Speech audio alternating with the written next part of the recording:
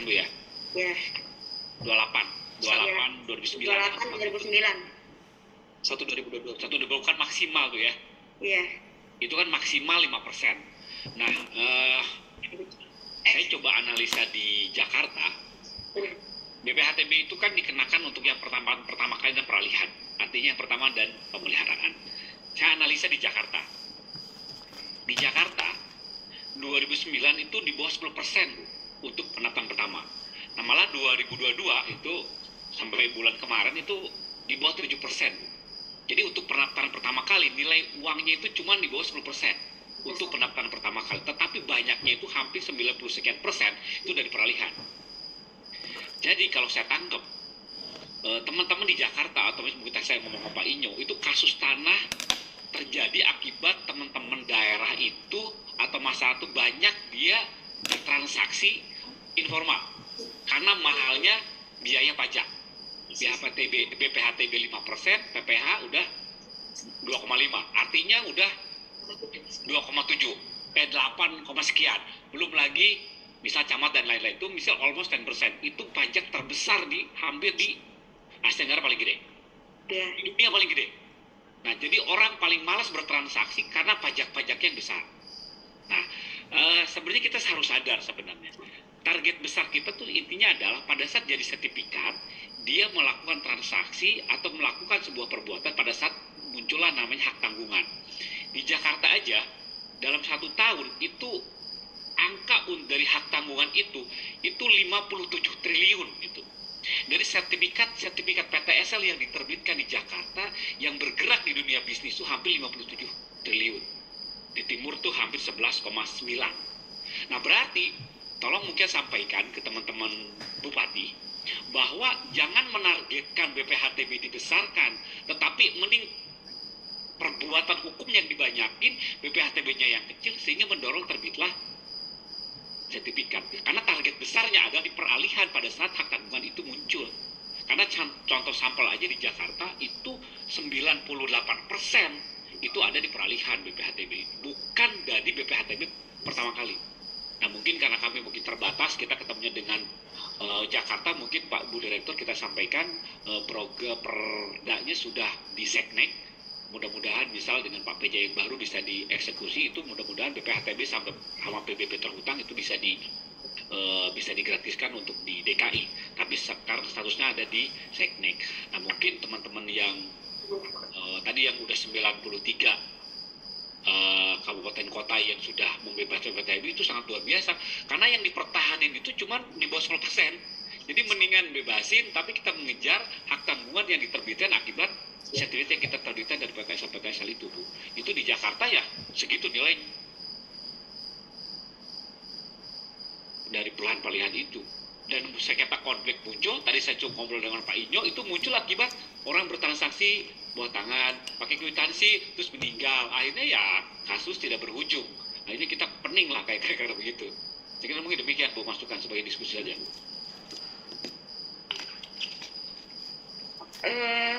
Mungkin saya tanggapi sedikit mungkin jawab Pak ya.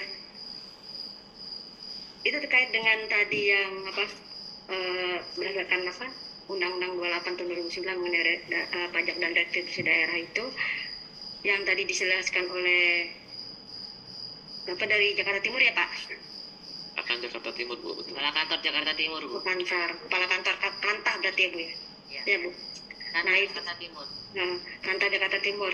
Nah, kaitan dengan itu, kami belum pernah terinfokan seperti itu Pak. Ini baru pertama kali kami terinfokan bahwa terkait dengan BPHTB, keringan BPHTB itu ternyata bukan di BPHTB-nya tapi peralihan pada hak tanggungannya. Itu mungkin kami akan coba nanti lebih ini ya Pak, secara teknis itu kan istilahnya yang Bapak jelaskan tadi itu kan teknis. Kan nanti akan menjadi kami masukan untuk Ditjen Bina Keuangan Daerah terkait dengan hal ini Pak. Apa mungkin mereka sudah terinfokan seperti ini ya, hal ini sehingga mereka punya solusi yang bisa dijadikan acuan, atau memang belum terinfokan. Jadi nanti kami coba ini kan Pak di Ditjen Bina Keuangan Daerah ya Pak. Iya Mbak Ilma, Bu Ilma, kita sudah sampaikan ke Pak Sekjen juga keuntungan bila membebaskan BPHTB pada pendaftaran tanah pertama kali. Nah, itu tadi yang disampaikan sama Pak Kakan Jakarta Timur, tuh salah satu contohnya adalah DKI. DKI begitu membebaskan, ternyata begitu dihitung, walaupun dia sudah membebaskan BPHTB pertama kali, bahkan bukan hanya pertama kali kalau DKI, di bawah 2 miliar itu dia bebaskan. Ternyata tidak mengurangi PAD-nya. Tetap aja pendapatan dari transaksi-transaksi peralihan, ya, pemeliharaan data itu lebih tinggi, jauh lebih tinggi. Gitu, Bu. Nah, dari BPHTB ya, dan keuntungan atau keuntungan yang didapat dengan membebaskan BPHTB sehingga cepat desa atau kabupaten kotanya itu lengkap terpetakan, itu justru begitu bersertifikat, Bu, masyarakat itu jual beli kena pajak, pasang hak tanggungan kena pajak. Nah, seperti itu malah lebih efeknya lebih dahsyat gitu, Bu, dibandingkan para bupati wali kota menunggu BPHTB dari pendaftaran tanah pertama kali, dan besarnya juga tidak terlalu nendang gitu loh, Bu. Nah, itu maksudnya mau disampaikan. Oke, siap. Itu keuntungan. Oke, terima kasih, Bu. Nah, itu bisa disampaikan kepada tim supaya lebih gigih lagi untuk membebaskan BPHTB, maksudnya begitu ya, Pak Kakan ya. Siap, Bu, akan kami laporkan, Bu, ya, kepada Pak Sekjen kalau nanti memang ternyata Bapak Menteri akan memang perlu dilaporkan juga, kami juga laporkan, Bu. Iya, terima kasih ya, Bu. Sama-sama, Bu. Oke, silakan Mas Tommy. Pak Yoga, mungkin satu lagi, Bu. Ada penanggap dari Kakan Kota Ciamis lagi, Cimahi. Sorry. Masih ada pembicara satu lagi. Sedikit aja. Terima kasih, Pak Aristiono. Kita sampai jam 12 ya, Pak Aristiono. Bu, mohon maaf, saya boleh izin, Bu? Masih satu lagi nih, Bu, ada yang mau nanya, Bu. Satu lagi. Ibu masih di kantor ya, Bu? Waduh. Saya di kantor soalnya, Bu. Aduh. Ayo, Kak, jangan lama-lama. Mungkin terima kasih sedikit saja. Terkait mungkin keterlibatan lurah ini sebetulnya, kebetulan saya di kota Cimahi. Jadi lurah ini yang saya temui di Cimahi ini, mereka merasa tidak punya kewajiban terhadap partisipasi mereka dalam hal kegiatan PTKL ataupun PTSL.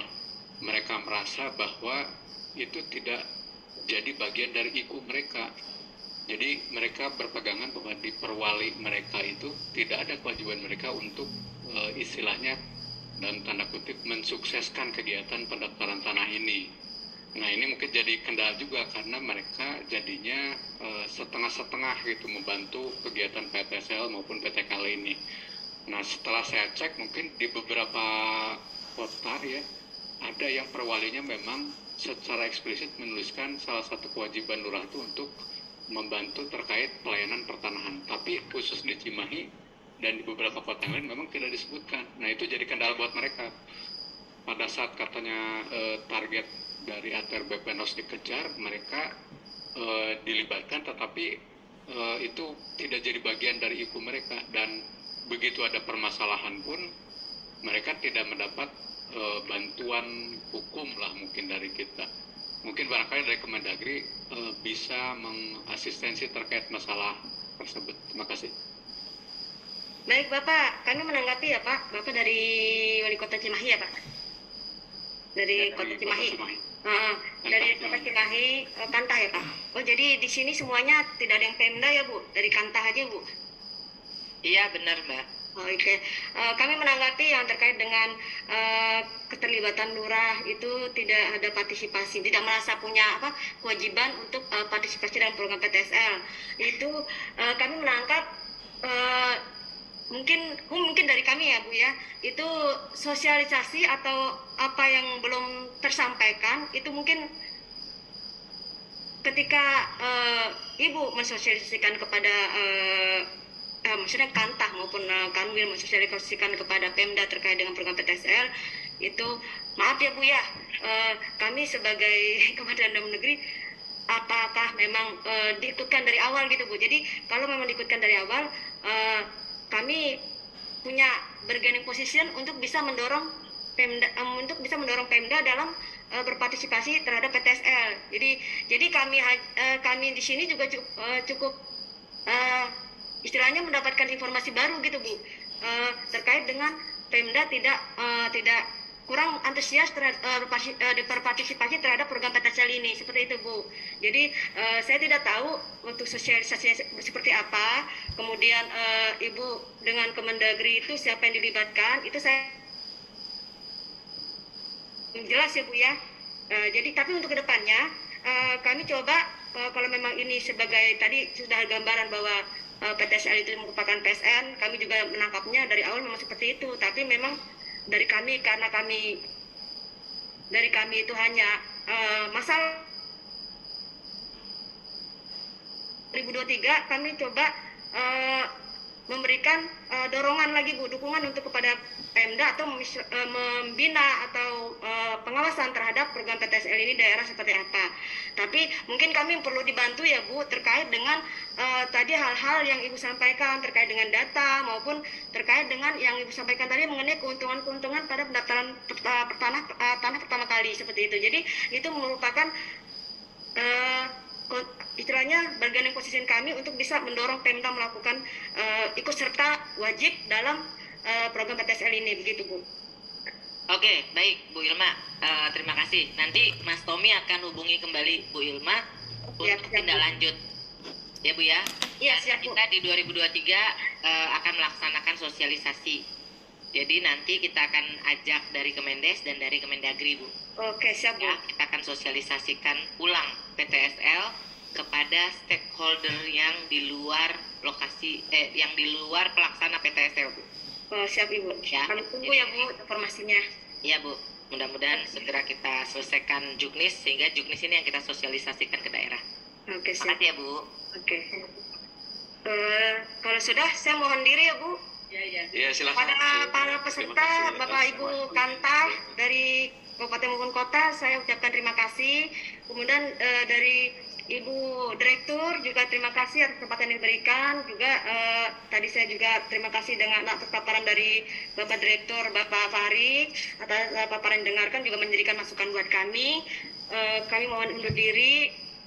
Mungkin Assalamualaikum warahmatullahi wabarakatuh. Mohon izin ya Bu. Terima kasih ya. Ya, Bu. Terima kasih Bu Ilma untuk Sama-sama Bapak Ibu. untuk paparan terakhir dari, mohon maaf waktunya nih Pak Aristiono di tempat Pak yang terakhir, kami persilakan waktu seluas-luasnya untuk bawa Pak untuk memberikan materi. Mas Aris minta maaf ya. Oke, happy aja. Tapi kita tetap semangat nih dengerin Mas Aris. Silakan, Oke. silakan Pak dosen. Saya share screen-nya. Topiknya adalah kemudahan dalam pelaksanaan PTSL dan peran partisipasi masyarakat dalam percepatan PTSL. Ya, Tempat kami persilakan Pak Aris seluas-luasnya buat Ya. Pak Aristiono Nugroho. Terima Silakan, kasih, Pak. saya share screen dulu ya.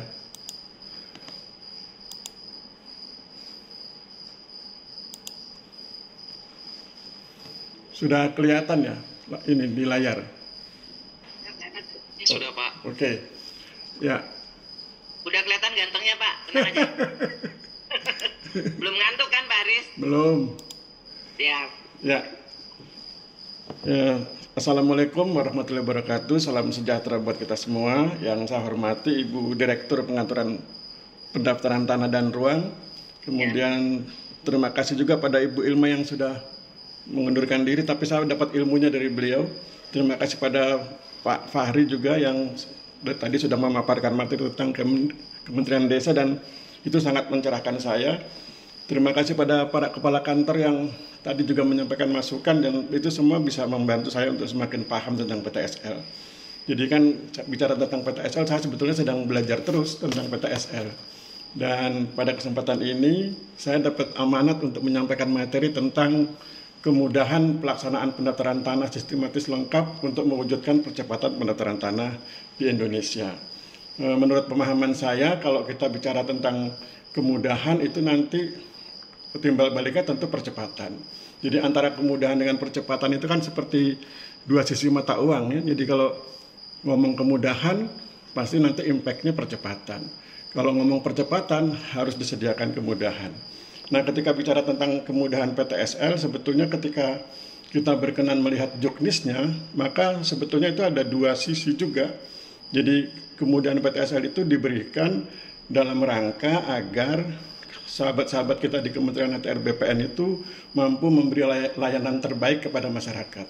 Itu di sisi yang pertama. Di sisi yang kedua, kemudahan PTSL itu diberikan agar membantu masyarakat bisa berpartisipasi dengan baik dalam kegiatan PTSL yang kemudian ketika bicara tentang partisipasi masyarakat dan kemudian itu didorong oleh kita di kantor pertanahan, maka itu berarti juga pemberdayaan masyarakat. Jadi kemudian PTSL itu sebetulnya bicara tentang memberi pelayanan dan partisipasi masyarakat atau pemberdayaan masyarakat. Baru nanti kemudian impact-nya adalah percepatan. Jadi itu dua hal penting yang harus saling terkait. Kemudian kalau bicara tentang pengalaman teman-teman di daerah, saya tahun 2021 itu sempat terbit buku saya, judulnya itu Partisipasi Masyarakat pada Bidang Pertanahan di Madiun, Grobogan, dan Kendal. Jadi buku ini bercerita tentang bagaimana kerja keras semua sebetulnya kalau bicara tentang kerja keras kan semua kantor pertanahan di seluruh Indonesia bekerja keras. Saya dapat laporan dari semua mahasiswa yang mereka melakukan kegiatan di seluruh Indonesia tuh mereka cerita tentang bagaimana teman-teman di Kantah itu sangat kerja keras dari pagi sampai malam dan seterusnya. Jadi, nah buku ini hanya bicara tentang sebetulnya hanya bicara dengan tiga penelitian yaitu di Madiun, Grobogan, dan Kendal. Di Madiun misalnya ada beberapa hal yang bisa kita pelajari dari sahabat-sahabat kita di Madiun. Ini penelitiannya tahun 2018. Judul penelitiannya adalah Participatory Mapping, Relasi Kuasa dan Transmisi Nilai-nilai Pertanahan. Participatory Mapping tentu kita semua paham itu berarti bicara tentang pemetaan partisipatif, dan di tahun 2018 itu teman-teman di Kantah Kabupaten Madiun memang sedang mempromosikan pemetaan P4T dan itu dilaksanakan secara partisipatif oleh masyarakat dengan memanfaatkan atau dengan mendapat dukungan dari Kepala Dusun, Babin Kamtipmas, dan Babinsa. Nah, ketika bicara tentang participatory mapping, maka kemudian ada peran penting dari teman-teman di kantor pertanahan, yaitu yang saya sebut dengan istilah relasi kuasa dan transmisi nilai-nilai pertanahan. Relasi kuasa atau power relation itu punya dua sisi juga, dua bagian kira-kira begitu, dua elemen. Elemen pertama disebut sebagai power to. Power to itu adalah peran kantor pertanahan ketika memberdayakan para pihak, dalam hal ini dalam konteks Kabupaten Madiun adalah memberdayakan Babin Kamtipmas, Babinsa, dan Kepala Dusun untuk bisa melakukan delineasi batas bidang tanah dengan menggunakan CSRT, Citra Satelit Resolusi Tinggi, yang itu kemudian dilatihkan kepada mereka. Jadi itu bagian dari power to. Kemudian power overnya adalah teman-teman di kantor pertanahan Kabupaten Madiun itu mencoba mendekati para pihak yang berkaitan dengan kegiatan pendaftaran tanah, tapi kemudian belum mampu memberi kontribusi optimal karena mungkin belum paham. Nah itu yang kemudian diajak diskusi, ngobrol, lobbying, sehingga kemudian mereka paham dan akhirnya kemudian bersedia membantu. Itu tentang relasi kuasa. Kemudian ada juga aspek berikutnya adalah transmisi nilai-nilai pertanahan. Jadi transmisi itu artinya pengalihan, yang dialihkan itu value-nya, value pertanahan, disebut value karena ada unsur kebaikan di situ, ada unsur kebenaran di situ, ada unsur keindahan di situ. Yang ditransmisikan misalnya adalah bagaimana mengubah pola pikir masyarakat agar misalnya memasang tanda batas, menghormati batas, menghadiri pengukuran batas, menyiapkan berkas, menghormati bukti-bukti kepemilikan, dan lain-lain. Jadi itu yang kemudian dialihkan dari isi kepala teman-teman di kantor pertanahan kepada masyarakat, sehingga kemudian value yang ada di kantor pertanahan bergeser, beralih ke masyarakat. Itu yang di Madiun ya, participatory mapping dengan dua unsur penting, yaitu relasi kuasa dan transmisi nilai-nilai pertanahan. Yang kedua, ya silakan. PPT-nya nggak bergerak, Pak Aris. Memang ini belum digerakkan. Belum, Mas. Silakan, Pak. Ini baru slide pertama. Ya, yang kemudian yang kedua, penelitian yang kedua itu di Grobogan, tahunnya sama 2018. Yang pelajaran yang diambil dari Grobogan adalah saya menyebut istilah multipurpose kadaster, peta tematik bidang tanah, dan community interest. Multipurpose kadaster itu artinya kan kadaster multiguna. Dan itu diupayakan oleh teman-teman di Kabupaten Grobogan dengan lobby ke pemerintah kabupaten, sehingga kemudian respon mereka menjadi baik. Itu multipurpose kadasternya. Nah, itu juga punya dua elemen penting. Elemen pertamanya adalah peta tematik bidang tanah yang nanti oleh teman-teman di Kabupaten Grobogan itu digunakan sebagai peta kerja. Jadi kalau di Madiun yang digunakan sebagai peta kerja PTSL adalah peta P4T, sedangkan yang di Grobogan yang digunakan sebagai peta kerja adalah peta tematik bidang tanah. Nah, yang menarik dari peta tematik bidang tanah ini adalah itu dibuat oleh pemerintah desa. Saya turun ke desa, saya ngobrol dengan kepala desa dan perangkatnya itu. Mereka bercerita bahwa mereka semangat bikin peta tematik bidang tanah karena itu berhubungan dengan kepentingan mereka. Makanya kemudian elemen keduanya adalah community interest. Kepentingan komunitas. Jadi peta tematik bidang tanah dibuat oleh pemerintah desa dan masyarakatnya itu bukan untuk kepentingan BPN, tapi untuk kepentingan mereka.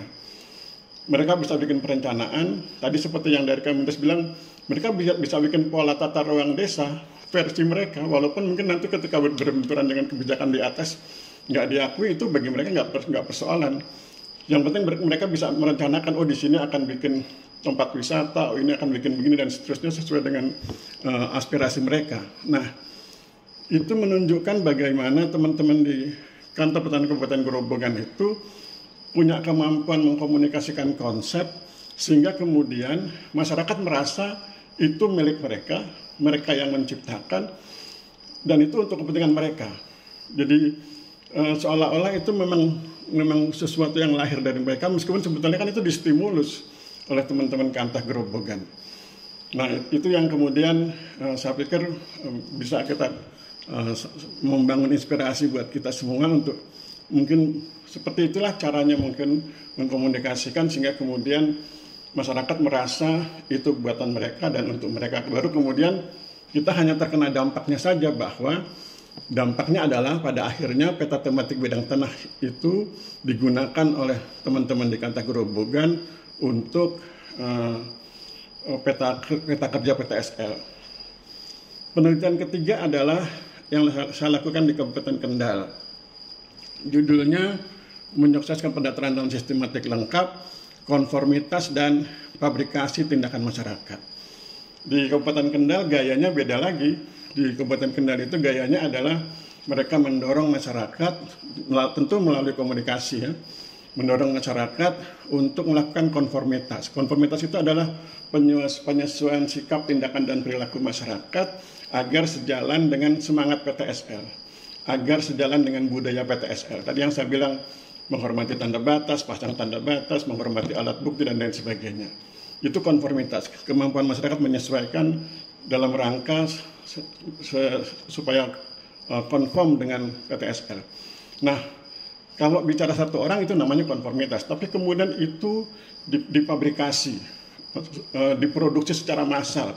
Sikap konform itu yang ada di masyarakat itu dipabrikasi, diproduksi secara massal oleh teman-teman di Kendal, sehingga kemudian itu juga bisa membantu mendukung PTSL. Jadi dari buku ini mencoba memperlihatkan bagaimana perjuangan teman-teman di Madiun, di Grobogan, di Kendal menyukseskan PTSL, tentu dengan gaya mereka masing-masing, tetapi kemudian ada poin-poin penting di dalam diri mereka ketika mereka berkreasi. Ada relasi kuasa, ada transmisi nilai, ada community interest, ada konformitas, ada fabrikasi tindakan, yang saya pikir itu menjadi poin-poin penting ketika kita akan mendorong partisipasi masyarakat. Karena kita semua tentu paham bahwa sebetulnya kunci kekuatan daripada PTSL ini bukan pada BPN, tetapi pada masyarakat.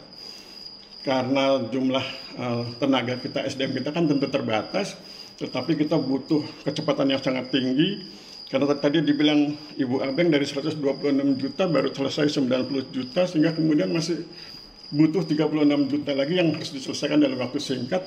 Sehingga kemudian kita perlu mengerahkan segenap, saya menyebutnya massa begitu, kita perlu mengerahkan massa agar kemudian mereka bisa mendukung kegiatan-kegiatan yang dari situ bisa diambil sisi positifnya adalah oleh teman-teman di Kantor Pertanahan. Nah, nanti saya pikir buku ini akan saya sumbangkan ke Direktorat Pengaturan Pendaftaran Tanah dan Ruang karena bentuknya kan PDF. Tinggal saya kirim ke panitia atau ke Ibu Abeng, kemudian di-share ke teman-teman di pengaturan pendaftaran tanah dan ruang agar mudah-mudahan bisa menyemangati teman-teman yang ada di lapangan. Itu tentang bukunya. Kemudian kalau kita bicara tentang kemudahan, sebetulnya banyak sekali kemudahan yang sudah dibuat dan itu nanti tinggal mungkin dosisnya dinaikkan. Misalnya ini ada kemudahan tentang pengumpulan data yuridis, ada dibantu oleh berbagai unsur, itu kan sebuah kemudahan.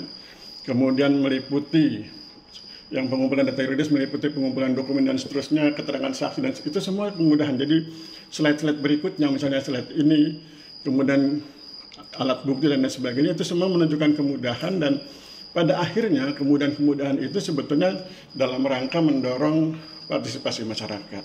Nah, karena kemudahan itu dalam rangka mendorong partisipasi masyarakat dan itu dalam rangka juga mewujudkan percepatan, maka saya pikir penting juga buat kita kemudian pertama-tama tentu kita melihat bagian mana dari tahapan PTSL yang membutuhkan partisipasi masyarakat. Dari 13 tahapan itu Suaranya ada... putus-putus Pak Aris. Ya. Suaranya putus-putus. Oke, mungkin internetnya ya. Oke, saya ulangi. Mudah-mudahan nggak putus ya. Dari 13 tahapan ini, dari 13 tahapan PTSL ini, ada beberapa tahapan yang membutuhkan partisipasi masyarakat. Misalnya penetapan lokasi. Penetapan lokasi itu memang kewenangan kantor pertanahan. Tetapi kalau masyarakat sudah menyiapkan bahan baku peta kerja, tentu kan akan memudahkan teman-teman di Kantah untuk kemudian menentukan lokasi itu sebagai lokasi yang ditetapkan. Jadi saya beranggapan ini tentu butuh dukungan masyarakat dalam konteks menyiapkan peta kerja. Ya, meskipun pada awalnya mereka tidak menyebut itu sebagai peta kerja. Masyarakat ketika bikin peta P4T tidak menyebut itu sebagai peta kerja, tapi kemudian teman-teman Kantah Madiun yang kemudian menggunakannya sebagai peta kerja. Masyarakat di Grobogan tidak menyebut PTBT sebagai peta kerja, tapi kemudian teman-teman di Kantah Grobogan yang kemudian menggunakannya sebagai peta kerja. Jadi kan itu menunjukkan bagaimana masyarakat mengerjakan sesuatu bagi dirinya dan itu berdampak buat kita. Itu di penetapan lokasi. Di penyuluhan tentu kita semua sudah paham bahwa itu juga melibatkan masyarakat. Kemudian pengumpulan data fisik, pengumpulan data yuridis juga begitu, pengumuman dan pada akhirnya penyerahan hasil kegiatan. Jadi pada intinya kan kita sebetulnya sedang berjuang mendorong peningkatan partisipasi masyarakat, sekaligus kita ingin memberdayakan mereka agar kemudian percepatan bisa diwujudkan. Kira-kira begitu. Misalnya seperti ini ada catatan tentang kendala PTSL di lapangan yang terkait dengan partisipasi. Berkas belum lengkap karena mereka memang belum menyerahkan berkas. Berarti kan kemudian mereka didorong untuk segera menyerahkan berkas. Berarti kan bicara tentang partisipasi. Kesalahan data yuridis, mungkin mereka salah memberikan informasi atas dan lain sebagainya, atau mungkin mereka kesalahan menunjukkan bukti-bukti tentang data-data yuridis. Nah itu kemudian bisa diperbaiki. Jadi ada lagi kesalahan data fisik, salah menunjukkan batas dan lain sebagainya, dan kemudian terdapat sengketa. Jadi 4 poin ini sebetulnya adalah 4 poin yang juga menunjukkan pentingnya partisipasi masyarakat. Oleh sebab itu kemudian saya pikir menjadi penting juga buat kita untuk melihat kalau bicara tentang level partisipasi, kira-kira PTSL itu berada di level yang mana dalam rangka mendukung percepatan. Partisipasi masyarakat itu levelnya bertingkat banyak begitu, mulai dari... Kayak aku punya disertasi aja Pak Aris. Iya. Level. Iya, jadi misalnya ini bicara tentang partisipasi. Ada manipulasi, kemudian ada terapi, dan sebelum consultation itu ada informing, ada consultation, ada application, kemudian partnership, delegate power, dan citizen control. Menurut saya, PTSL itu berada di level partnership, dan kalau mau ditingkatkan sedikit, berada di delegate power. PTSL tidak boleh diletakkan di citizen control karena tidak boleh kemudian masyarakat yang menjadi pengendali, tapi pengendali tetap harus dari ATR BPN karena bicara tentang keabsahan hukum. Jadi inilah level yang penting buat kita ketika melaksanakan PTSL dalam konteks partisipasi masyarakat. Kemudian apa itu partnership? Itu bicara tentang kemitraan. Jadi kita lihat dari bawah misalnya, kalau yang manipulation ini kan manipulasi jadi seolah-olah partisipasi padahal cuma mobilisasi. Itu tentu kita tolak. Kemudian kalau yang bagian kedua yang terapi itu masyarakat hanya dianggap seperti orang sakit jiwa itu loh. Sebagai pasien sakit jiwa, kemudian mereka punya mindset tapi nggak dihargai mindsetnya, dan kita ingin merubah mindset versi kita. Itu juga tentu tidak sesuai dengan PTSL. Kemudian ada yang level informing, mereka hanya menerima informasi, tapi kemudian informasi itu nggak berguna buat dirinya. Kemudian masuk consultation, mereka didengarkan curhatnya, tetapi kemudian curhat mereka itu juga nggak berdampak buat kegiatan kita, yang kemudian juga tidak berdampak buat kegiatan mereka.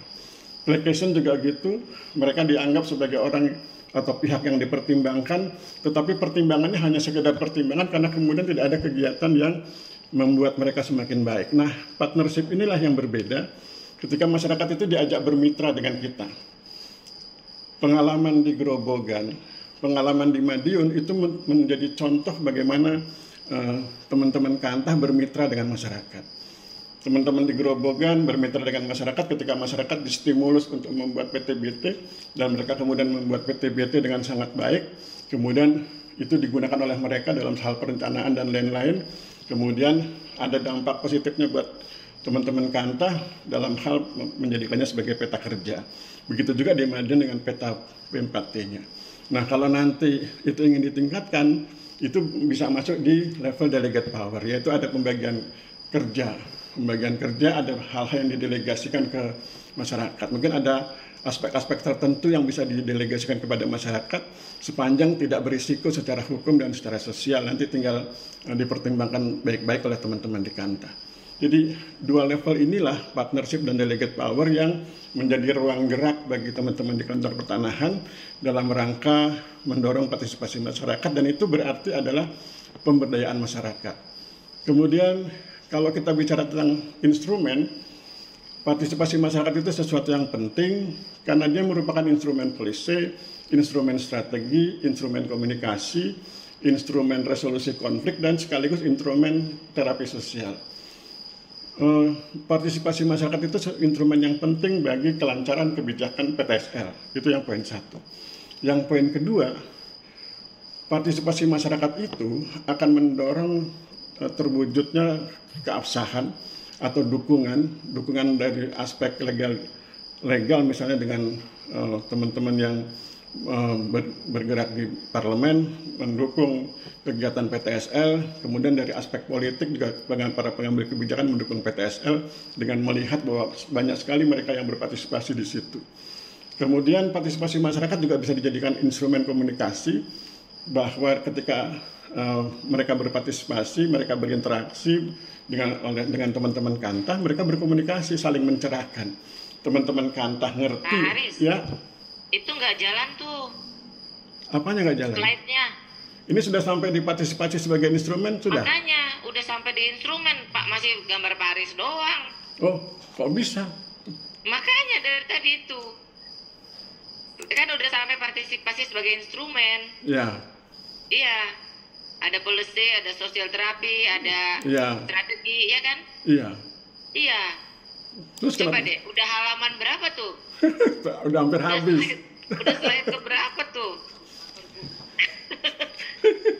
Ya, ini Kalau udah gitu dia. nanti lihat makalah yang lihat itu aja, lihat yang saya sampaikan ke panitia. Iya.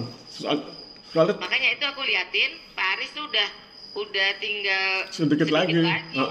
Iya. Ya ini. Aris, dibantu aja Pak Aris. Kita yang share ya? Ya boleh. Oke. Ya. Dia udah dipartisipasi sebagai instrumen.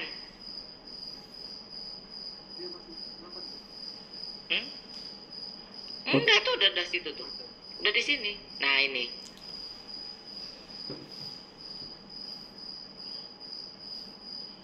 Nah, udah sampai sini tadi. Ya sampai sini. Betul. Saya nyimak, saya liatin. Oke ya. Ya, lanjut, Pak.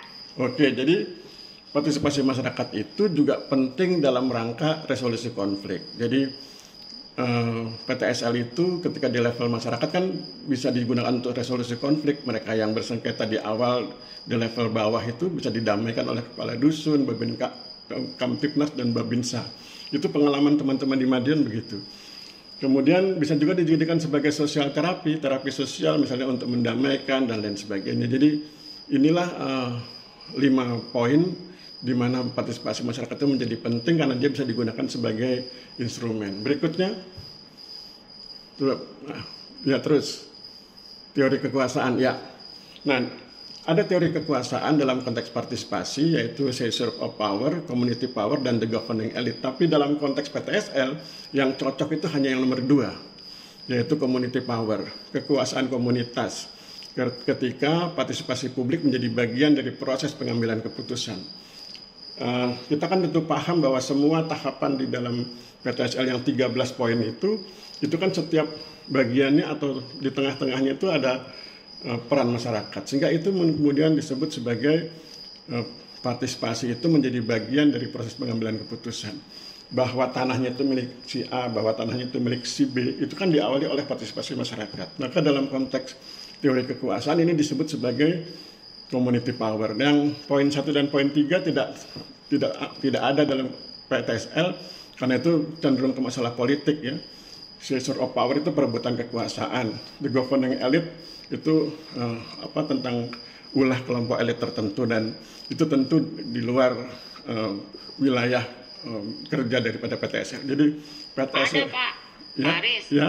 Tadi disampaikan juga tuh keluhan-keluhan teman-teman di lapangan. Ya. Dan tadi juga disampaikan bahwa politik desa, Ya. politik desa itu sangat mempengaruhi jalannya PTSL.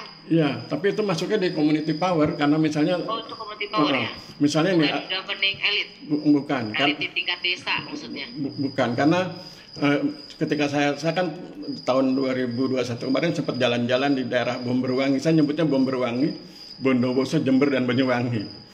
Nah, itu saya ngobrol dengan teman-teman di desa, terutama di Bondowoso. Itu mereka bercerita tentang itu bicaranya sebetulnya tentang momen. Kalau kita bicara PTSL di momen menjelang pemilihan kepala desa itu memang menjadi riskan. Riskannya adalah kalau kita ngomongnya dengan kepala desa yang sekarang, seolah-olah kita sedang mengkampanyekan beliau agar menang lagi.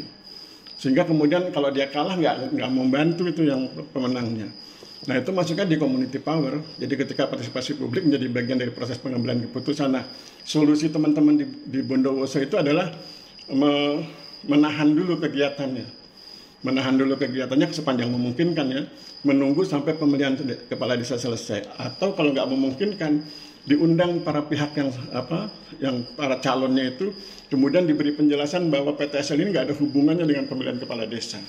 Itu cara mengatasi community power yang agak menghambat kegiatan PTSL. Begitu Ibu Abim. Oke, lanjut berikut. Ini saya pikir kita lewati aja ya, karena ini bicara tentang struktur sosial, nanti bisa dilihat sendiri. Saya ingin langsung masuk ke bagian akhir, ini nanti silakan dibaca sendiri aja. Nah ini tentang problem. Seperti tadi disampaikan dari Kemendes, disampaikan oleh Kemendagri, bahwa ada problem dalam partisipasi masyarakat. Sebetulnya problem ini sudah dijelaskan sejak tahun 1987, ini memang dinamikanya partisipasi. Jadi masyarakat itu telah overload dengan berbagai rencana yang ditawarkan. Hampir semua kementerian itu kan menawarkan programnya di desa. Sehingga kemudian desa menjadi overload. Pertanyaannya kan bagaimana mengatasi ini ya? Inilah seninya para kepala kantor dan seninya para petugas kantor pertanahan melobi sahabat-sahabatnya di desa itu. Saya nulis buku tentang transmisi dan nilai pertanahan itu, mereka tuh melobi dari hal-hal yang sifatnya formal, yang informal, yang personal dan lain sebagainya, sehingga kemudian bisa membangun kedekatan dengan teman-teman di desa. Ini dalam rangka mengatasi overloadnya pemerintah desa dari banyaknya tawaran kegiatan dari hampir semua kementerian. Itu yang problem pertama. Problem kedua adalah perbedaan kebiasaan dan budaya antara masyarakat dengan agen perubahan. Agen perubahannya dalam hal ini petugas kantor pertanahan. Kalau yang poin 2 ini memang harus dilaksanakan. Jadi pada awalnya mungkin mereka nggak menghormati bukti otentik kepemilikan. Pada awalnya mungkin mereka nggak menghormati tanda batas. Itu kan kemudian harus dirubah oleh teman-teman agen perubahan, teman-teman Kanta, dan itu hal yang biasa. Memang ini butuh perjuangan. Jadi yang poin 1 disiasati dengan melobi, melakukan pendekatan personal dan impersonal. di yang poin 2 ini memang harus dikerjakan meskipun berat karena memang kita harus merubah kebiasaan. Nah, yang poin ketiga ini yang harus diwaspadai. Jangan sampai misalnya ketika akan melakukan upaya perubahan yang kita lakukan itu penekanan. Sehingga kemudian masyarakat merasa beban. Solusinya adalah membangun kesadaran, memang harus ngobrol lebih banyak, harus lebih banyak senyum dan lain sebagainya, sehingga kemudian masyarakat bisa menerima program dengan baik. Dan seperti yang kejadian di Grobogan itu, mereka merasa seolah-olah itu program mereka, bukan programnya BPN. Itu yang poin 3. Yang poin keempat, ini perbedaan gaya komunikasi antara masyarakat dengan agen perubahan, dan itu nanti akan luntur, akan cair ketika mereka sering berkomunikasi. Jadi saya pikir itu, Ibu Abeng, selebihnya nanti bisa dilihat, ini tentang daftar pustaka nanti bisa dibaca sendiri. Saya pikir itu yang bisa saya sampaikan. Silakan jika ada yang ingin didiskusikan, saya siap dan senang hati untuk belajar bersama malam ini. Terima kasih. Silakan Bapak Ibu. Terima kasih Pak Aris. Tanya atau berikan tanggapan. Terima kasih Pak Aris. Ya. Menurut saya apa yang disampaikan ini dari sisi teori sebenarnya kita juga sudah merasakan ya. Cuma karena kita terbiasa kepada praktek, kita tidak memikirkan teori. Jadi ini penyeimbang sebenarnya. Di teman-teman Kanta nih. Ya, jadi ini Teorinya tadi disampaikan oleh Pak Aris. Untuk Nah ini Pak Aris sebenarnya yang saya lagi mau buat dalam disertasi saya itu tentang partisipasi masyarakat tuh Pak. Oh, iya. Leveling di dalam partisipasi masyarakat. Iya. Kayaknya nanti saya akan berguru ke Pak Aris sendiri terkait dengan disertasi. Ya. Mas Darman Siap. disertasinya apa? Gelap, nakal ini. Iya oke, terima kasih Mas Aris. Ya. Mas Tommy silakan. Pak Kakan Yakti biasanya menanggapi setiap pemateri nih. Monggo. Pak Yoga, Pak Inyo.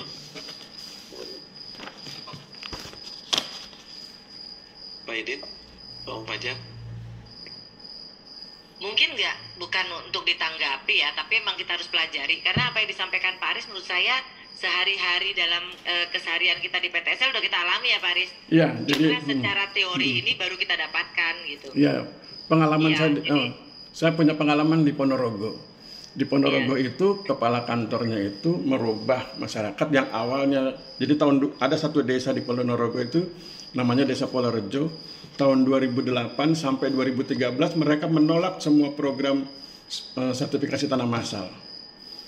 Nah, kami menyebutnya sesudah saya teliti, saya bilang itu traumatika pertanahan, karena pada tahun 2008 mereka bikin acara sertifikasi tanah massal, sertifikatnya nggak jadi. Nah, itu kan kepala kantor tentu nggak menyebut itu sebagai traumatika, itu kan orang akademis menyebutnya traumatika. Kemudian kepala kantor ngambil kebijakan. Kebijakan pertama 2014 itu dia lobby pemerintah desanya, kemudian dia bikin Pokmas, kemudian ditawarkan SMS 30 bidang, SMS-nya sukses, mereka mulai percaya, kemudian masuk Prona, kemudian sudah itu masuk ke TSL. Nah, kepala kantor tentu nggak bicara bahwa itu adalah restorasi peran aktor pertanahan. Jadi yang menyebut itu restorasi peran aktor pertanahan itu orang akademis. Yang menyebut itu traumatika pertanahan itu orang akademis. Tetapi kepala kantor kan mengerjakan hal-hal yang mereka selalu kerjakan dengan berbagai inovasi, dengan berbagai inisiatif dalam rangka mendukung kesuksesan kerja. Jadi memang kita kerjasama antara orang akademis dengan orang lapangan begitu. Yang lapangan bekerja kami mengamati, kemudian kami kasih nama, oh ini namanya ini begitu ya, agar kemudian bisa ditularkan ke wilayah-wilayah yang lain. Begitu Ibu Abeng. Itu istilahnya traumatik. Ya, traumatika pertanahan. Traumatik pertanahan kan banyak memang kan? Iya. Terutama waktu saya di Banten tuh banyak sekali Pak. Ternyata ya memang traumatik pertanahan. Iya. Jadi dulu satu kampung udah ikut Prona, sertifikatnya nggak tahu juntrungannya. Iya. Terus begitu diajak lagi nggak mau, dulu udah diambilin gitu kan? Nah itu traumatik pertanahan. Iya berarti ini bagus juga ini kita jadi tahu secara teori dan prakteknya sehari-hari udah kita laksanakan. Makasih Pak Aris pencerahannya. Maaf ya, jadi terlambat karena tadi dua ini juga molor. Ya, siap. Harusnya bertiga 1,5 jam. Ini bertiga 3 jam lebih. Ya. Pak Aris saja sudah 40 menit. Ya. Tapi saya senang tadi dapat informasi dari Kemdes, dari Kemdagri, Iya, iya. terus Kami teman-teman. juga baru terbuka Pak Aris, jadi- baru tahu gitu Kemendes itu seperti itu gitu. Ya. Memang selama ini kita nggak pernah komunikasikan karena berpikir Kemendagri lah gitu ya. Ternyata memang Kemendes cukup berperan aktif untuk di desa-desa. Ya. Ya mudah-mudahan lah kita Amin. bisa ya Mas Tommy ya. Ya, doa saya dari kampus. Aduh, terima kasih banyak Pak Aris. Maaf ya udah kemalaman. Oke. Terima kasih banyak. Ya. Mas Tommy silakan. Terima kasih banyak Pak Aris Tiono Nugroho. Ini beliau ngasih pandangan dari sisi akademisi. Terima kasih atas waktunya. Mohon maaf Pak Aris Ya. ditempatkan di paling terakhir Pak Aris ya. Mungkin itu yang bisa disampaikan oleh para narasumber untuk sesi hari ini. Mari kita close bersama Pak Aris Tiono Nugroho. Ya, terima kasih. Terima kasih Bapak. Ya, saya mohon diri ya. Ya, makasih ya Pak Aris. Selamat Assalamualaikum. beristirahat. Terima kasih. Ya, makasih. Assalamualaikum. Ya, dengan berakhirnya sesi tadi yang disampaikan Pak Aris Tiono, maka berakhir juga